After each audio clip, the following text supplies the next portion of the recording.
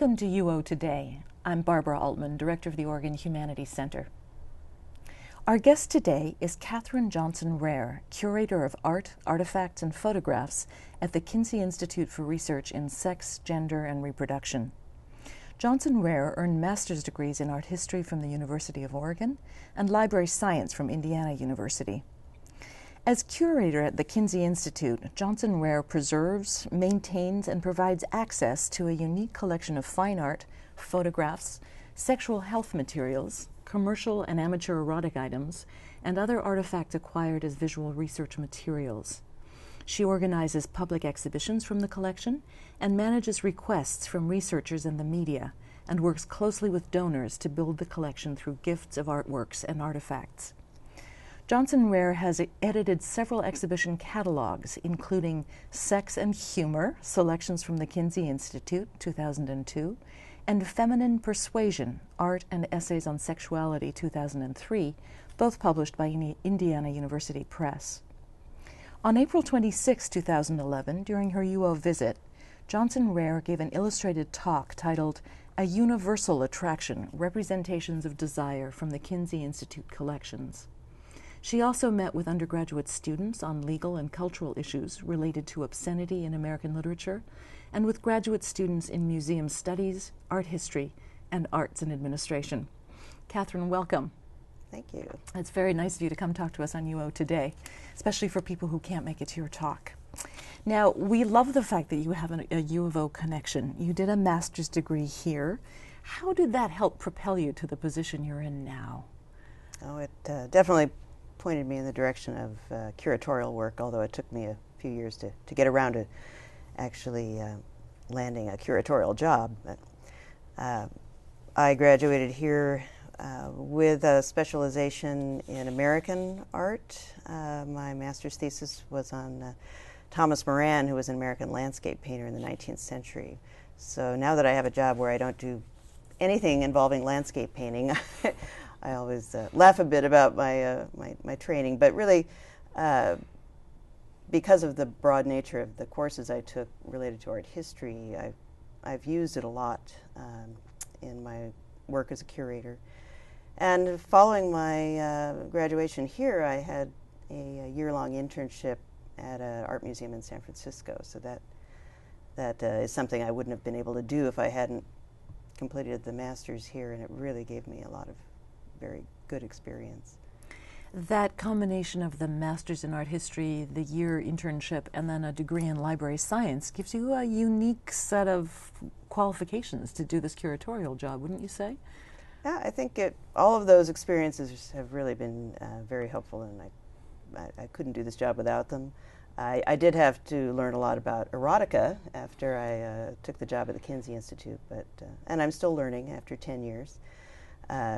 It's such a vast collection, I can't even claim to have seen it all, but I'm working at it. It is a vast collection, isn't it? Something like 70,000 photographs, do I have that right? And yes. All kinds of other media. What else is in there? What kind of artifacts are we talking about? Oh, it's a wonderfully broad collection, and that was something that really characterized the collection from the start. Dr. Kinsey started collecting in the 1940s for research, for his research on sexual behavior. So he thought, in addition to interviewing individuals about their lives, he thought visual material and also library material, film, would help him understand sexual behavior even more, especially since he was only able to interview Americans in the 1940s and 50s. He realized as a good scientist, he was a biologist, that wouldn't represent sexual behavior across time and in cultures around the world. So he started collecting early on as broadly as he could, and we've continued that. We still collect today, and I'm always pleased when we get something from another country or from another time period. Within the field of biology, Kinsey was a taxonomist, right? Yes. So I find it very interesting that now your job is in a way to do the taxonomy of the collection. You're labeling, grouping, categorizing, figuring out how to make these very diverse objects meaningful in groups, right? Is that, I would think that your library science training is helpful in that? Yes, I think it helps with organizing material, and sometimes it is challenging to know quite how a particular item will fit into the collection. As one of the things that I do as a curator is create exhibitions, and that's where we really look at the overall collection and think, what theme can we come up with to highlight a selection of these materials? Because we don't have a museum, we have a gallery, so we're not able to exhibit a very substantial part of the collection at any one time. So we come up with different thematic ways of bringing material together. Last fall we had a show called Nature and Nurture, which was the first exhibit we'd done focusing on human reproduction. So we brought in some vintage photography, we had some sculptures, paintings, prints, anything representing pregnancy, childbirth, child rearing, and those are things that we normally haven't really showcased in our gallery, but they do represent an aspect of our collection, so we wanted to bring that to the attention of the people that come see our shows. I hadn't realized until I started looking into the collections at the Kinsey Institute for this interview that you've got works by a lot of very, very famous artists in a number of media. One of them is George Platt Lynes. Is that how his name is pronounced? Is that correct? He was a major photographer. One of his major genres was the male nude. And those images are stunningly beautiful. But I gather that they were in danger of being destroyed, and he actually destroyed some of them himself for fear of being misunderstood. How many Lynes works do you have? We have about 600 prints, which is one of the largest collections anywhere of his work. Dr. Kinsey got to know George Platt Lynes when he was in New York. He traveled often to New York to interview people for his study, and he did meet a lot of artists. He was introduced to George Platt Lynes and saw some of his male nude photography, which is beautiful. I mean, this is the era when bodybuilding photographs were being produced by the thousands, and we have thousands of them. But what George did was really very different. He worked in a studio, used very dramatic lighting effects. A lot of his models were ballet dancers, so they're not bodybuilder physiques. It's clearly fine art photography, but at the time he was making it, he couldn't exhibit it and he couldn't publish it. The only ones that were published in his lifetime were in a Swiss men's magazine, and he used an assumed name. So he was creating all of this work, but really had, apart from giving it to his friends, he didn't really have much he could do with it. Dr. Kinsey asked him if he would make prints for our collection. So he did that. We have about 200 male nude images. And then Kinsey found out that not only did George photograph the nude, he also photographed ballet dancers. He was an excellent portrait photographer. He had also made a living for years as a fashion photographer. So Kinsey very wisely requested some of those images as well. So we have every aspect of George's career represented in our collection. Have you ever done a Lynes show, a single artist show? Yes, we have. In fact, the very first show, well, I guess it was technically our second show, but it was in 1993. It was really before we had an exhibition program. This is far earlier than my time at the Institute, but an exhibition of his work was organized. It was really showed the range of his work, and it went to the Gray Art Gallery in New York, and then it was shown in Bloomington, and a book was published from that exhibit.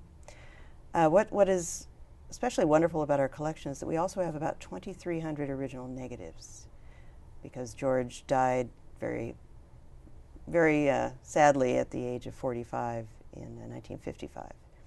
And before he died, he sent a good portion of his negatives to Kinsey in Bloomington. So for years, more than half a century, we've had that material sitting at the Institute. We had it in a freezer. And then just 2 years ago, we received a grant to do some digitization of those negatives, so we now know what we have, finally. And they're in good condition, and so we're able to actually expand our collection by having scans now, and we can also print additional material. A lot of these images have never been published, so I really do think of it as a treasure trove that we happen to have, and it's all because Kinsey got to know this artist in the late 40s in New York. Very, very rich holdings. So who uses your collection primarily? Is it actually primarily a research collection, but research on many different things by art historians, by artists, by people interested in sexuality and gender questions? Can you categorize who your biggest group of users is? Probably historians who are dealing with cultural history. We have a very wide range of researchers, though. I often work with artists who want to view our material just to expand their visual knowledge, or they may actually want to incorporate some of our images into their artwork. We have a wide range of scholars. Many academics come from around the U.S. and the world that will camp out, especially in the summertime.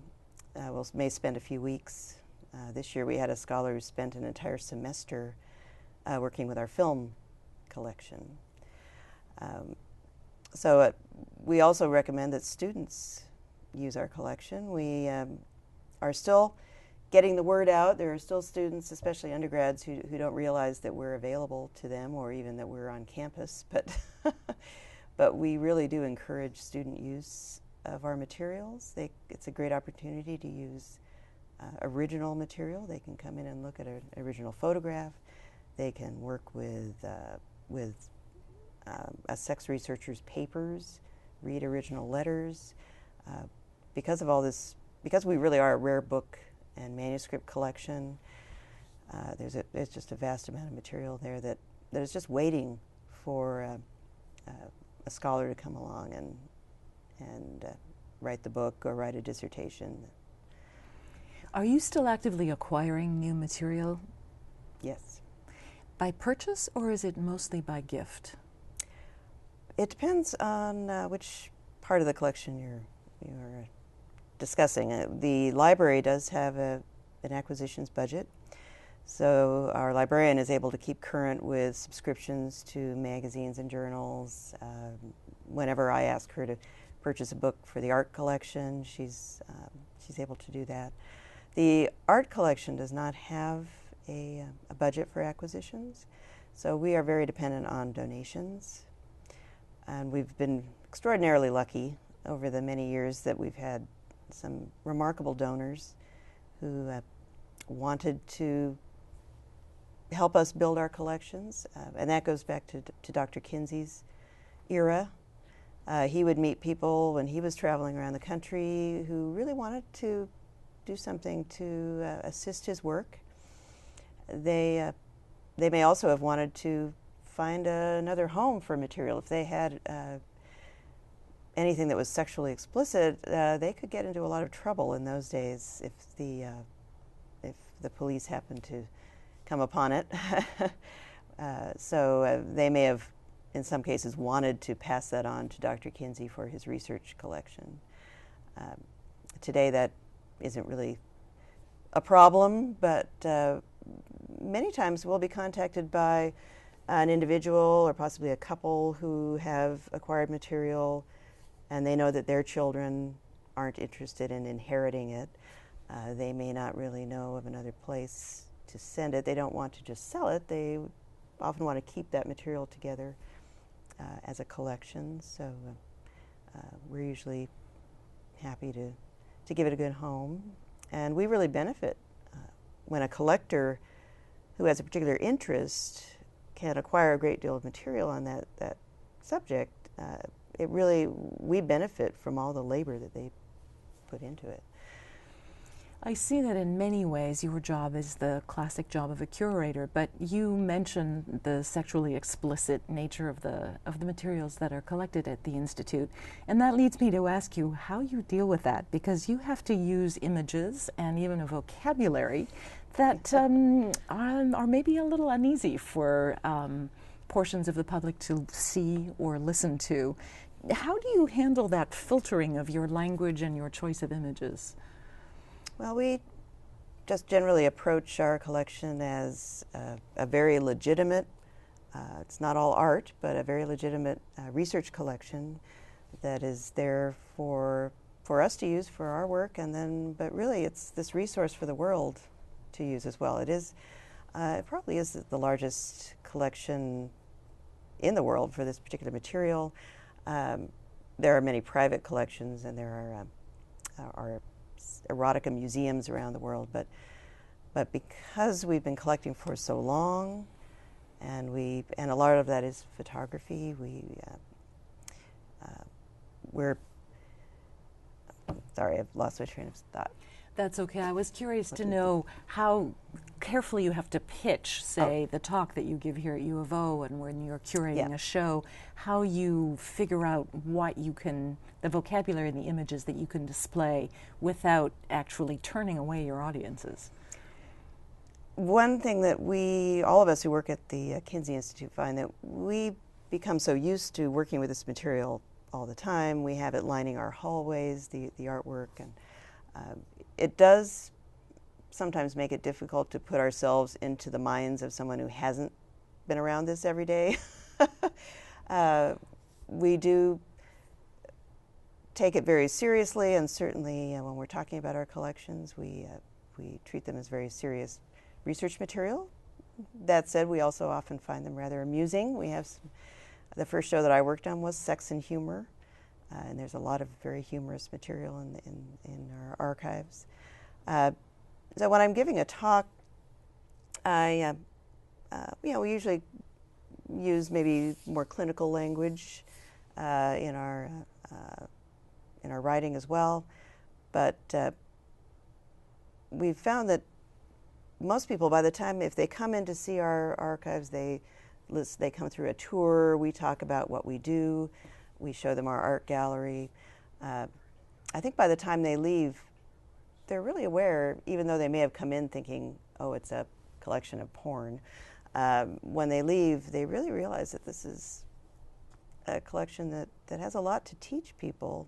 It's very worthwhile of being kept, and I think they're grateful that we're now showing it to the public.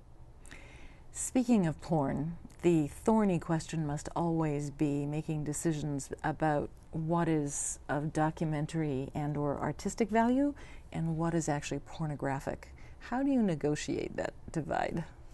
People often ask me, what's the difference between porn and erotica? And I don't know that there's a huge difference, really. For our collection, we certainly acknowledge that materials were created with a pornographic intent, but we don't usually use that word just because it's a loaded term, as is erotica. I think people have their own ideas of what those things are. That famous phrase, I know it when I see it. For our work, we don't really need to make that distinction so much. When something is donated to us or when we acquire something, if it deals with sexuality or with gender issues or with reproduction, then it is something that we can justify having in our collection. As far as our library goes, we subscribe to some magazines that people would consider pornographic, and we feel that it's very important to have that material because we're not sure anyone else out there, at least in terms of an institution, is collecting it. So we want that to be available in the future. And we have some amazing magazines that were published 50 years ago that today are a remarkable resource for the advertisements and the images and the text. And I'm sure when they were published, nobody thought, future research material. So the idea is simply to document, however, past decades and our current world portrays sexuality and gender, right? Right. One of the things that surprised me that I didn't know, and this is my own ignorance, is that the Institute actually has a big kind of a public service function. You have the website, which is a sister website, kinseyconfidential.org, which allows people to write in for factual information in a kind of a protected, filtered way so they're not feeling vulnerable. Do you have anything to do with that piece of the organization? Just peripherally, when they need images, I'll try to find what seems to fit whatever content they're trying to illustrate. That is a wonderful website, though. I'm glad you mentioned it, because it's something that we have been providing for years that is mostly aimed at the college-age audience, but it's really quite useful for anyone. It's evolved from strictly a question and answer service for students into something much larger than that. But that is still a major component where really anyone can send in a question. And we have a wonderful person at Indiana University who's worked with us for years who does provides most of the answers for the questions. And all of those questions over the years have been archived.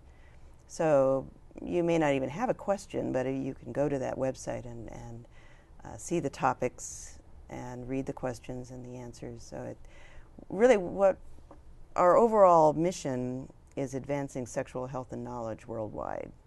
And we realize that there are many different ways to do that.